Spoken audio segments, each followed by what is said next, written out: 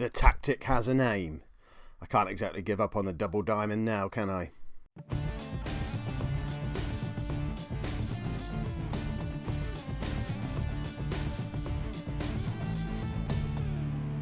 Hello and welcome to Season 15, Episode 3 of Non-League to Legend. I'm Kev, and coming up on today's episode, we have a Champions League game at home against Schalke and an important Premier League game at home against Arsenal. Since you were last with me, I've experimented with tactics a lot, all kind of variations of the same kind of thing. I think you were last with me for the Juventus and Leicester games. That sounds about right. These first few games where we played quite well, we went to just a normal 4-3-3, 4-5-1, holding midfielder, wide players. It worked quite well. The only problem is there was no space in the team for Gilberto. He kept coming off the bench and we were moving things around to accommodate him, and he kept scoring goals. So I've manipulated things again to try and fit him back in. We tried a 4-2-3-1 for a couple of games, which didn't really go so well. That covered the Derby and the Chelsea games that you can see there. But then for these last three games, we've gone back to what has been christened the double diamond, but with a couple of tweaks. It's gone quite well. We beat Schalke 2-1 away, and then we beat Cardiff, beat Wolves. Disappointing draw against Swansea, but we did dominate possession and create a lot of chances. So I'm just going to put that one down to bad luck. And the system now looks like this. So the shape is the same, but there's just a couple of tweaks to the roles that people are playing within it. A lot of the credit for this has to go to the fantastic article from Cleon. I think it's called The Art of Possession. I've mentioned it ages ago in this series. I think when I was still at Exeter, we experimented with a couple of the different Cleon ideas, philosophies, and I've kind of gone back to that kind of thing, using the basis of kind of what's discussed in the Art of Possession article, to apply that to the double diamond. Now there's another potential tweak that's going to happen if it still doesn't look to work, and that's just going to be, I'm just going to centralise these two, which, we might even do that today. Why not? Let's do that today, just to keep Bradford properly covering the defence and give João Roberto the whole of the front line to run around in.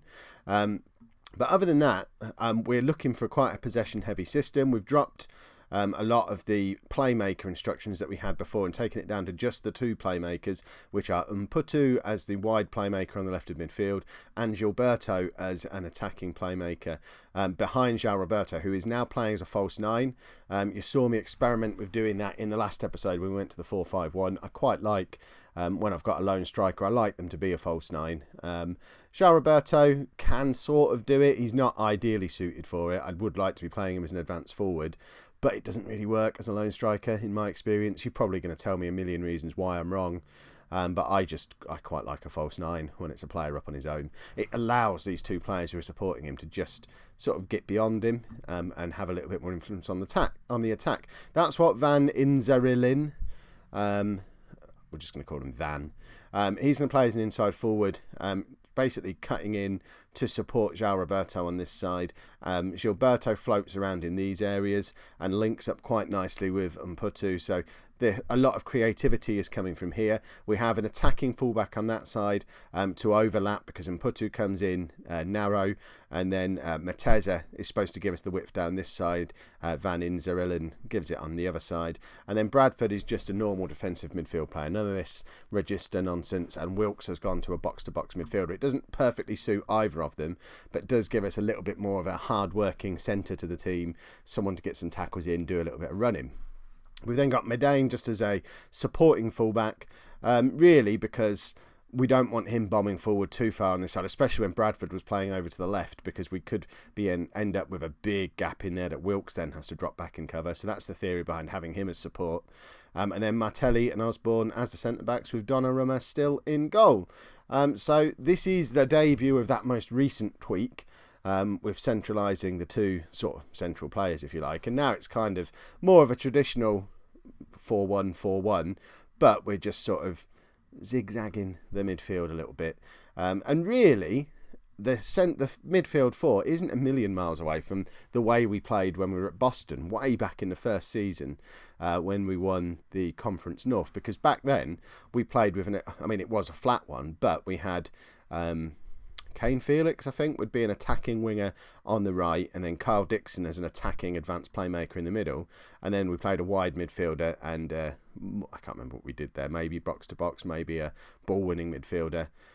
So these two would drop a little bit deeper, and this guy would cut in with a fullback that runs past. So we're kind of doing a Premier League version of something that we were doing 15 years ago. I don't know if it's going to work. It seems to be gradually drifting towards a decent looking tactic. But the big test is going to be how we get on against Schalke. We are at home. We've won all 3 of our Champions League games so far.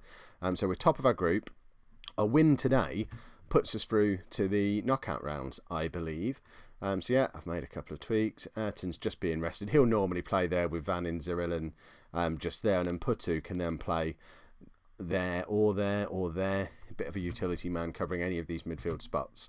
So I think we're slowly getting somewhere. There's been a lot of chat in the comments about the fact that this squad is massively unbalanced. I absolutely acknowledge how unbalanced this squad is. I do have plans to remedy it, but obviously in the short term I need to have a fairly successful season so that I'm around to make the changes I want to make over the summer. That is not how we wanted to start the game.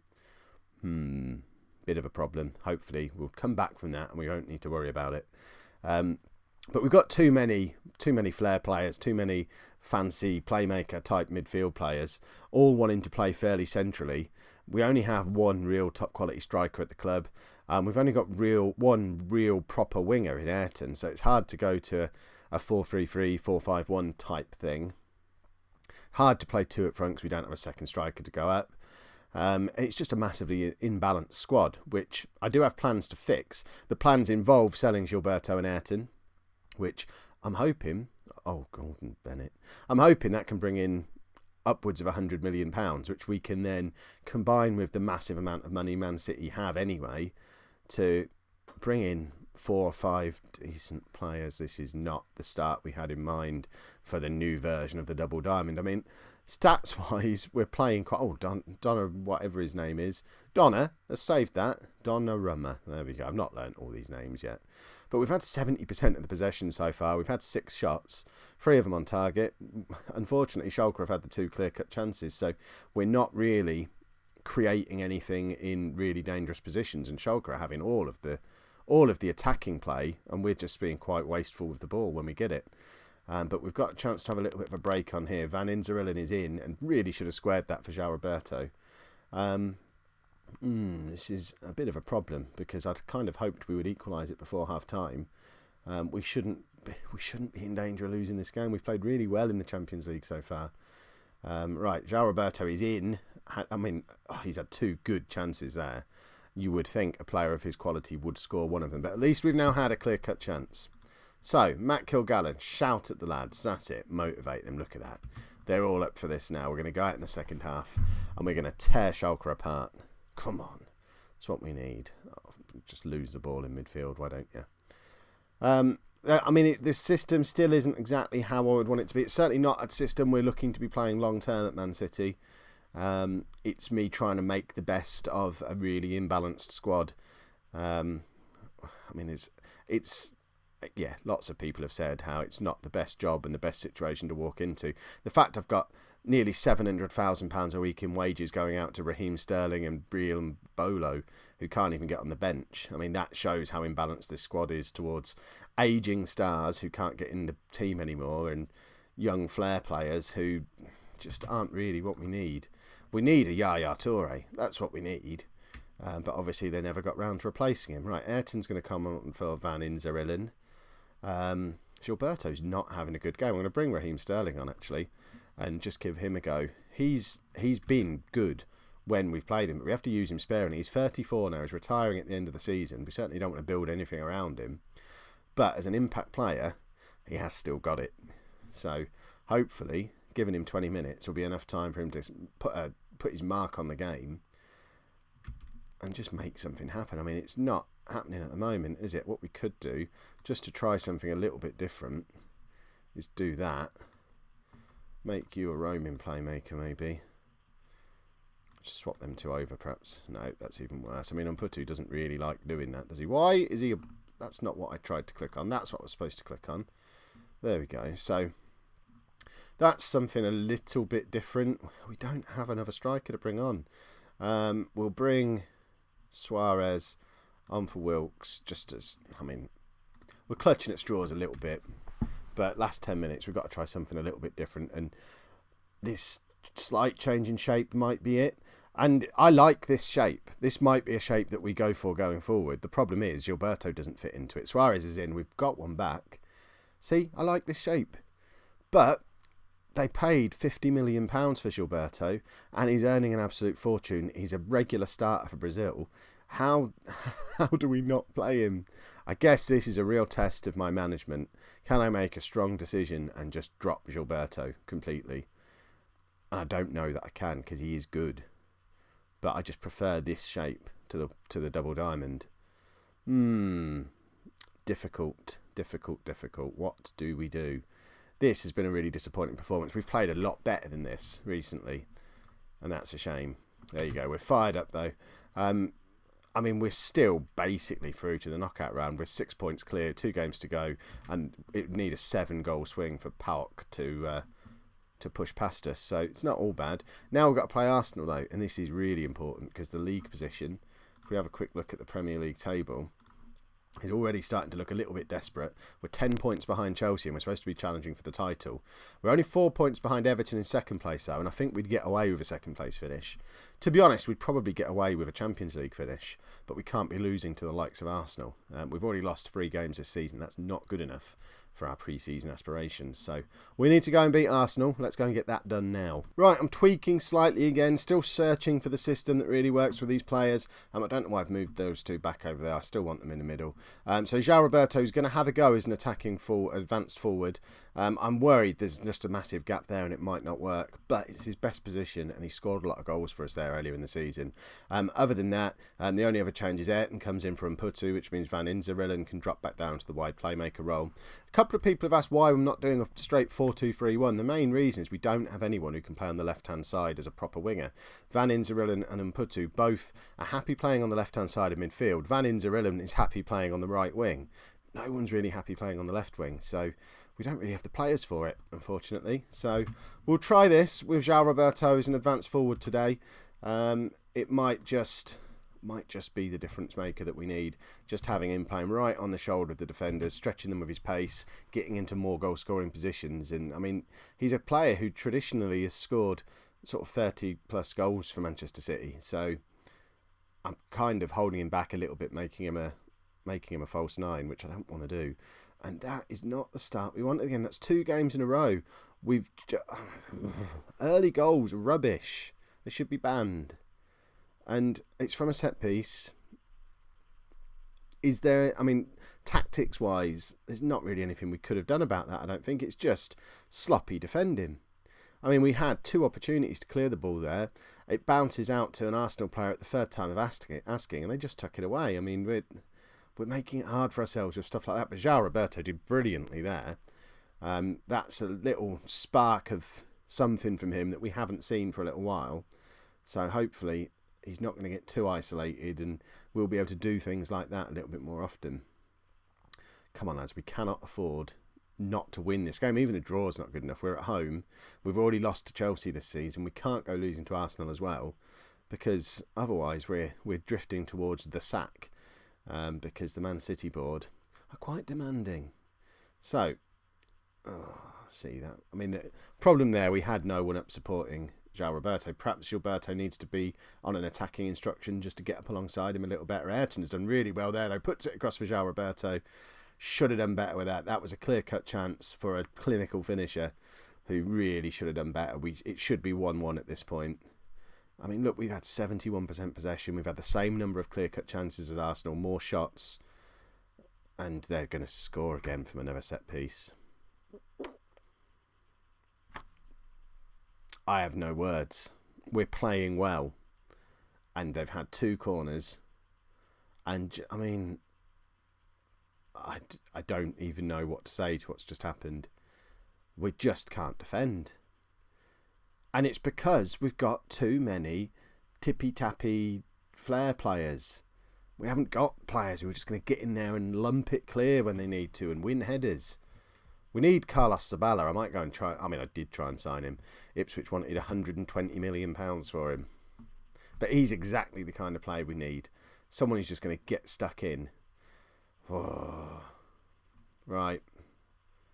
This is annoying me now. We can't have two rubbish games like this as the two live comms on today's episode. Come on, score a goal there. I mean,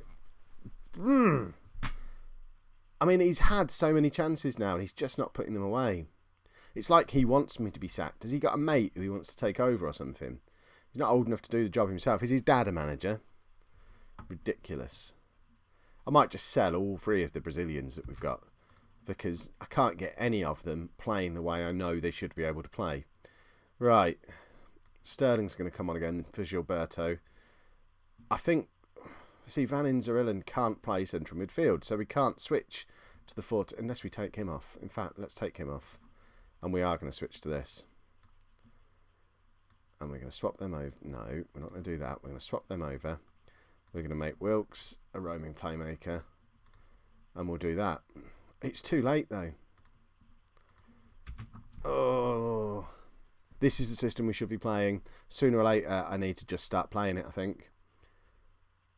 But, again, it comes back to the fact we don't have a left winger. And it's really frustrating. Do we just play Raheem Sterling?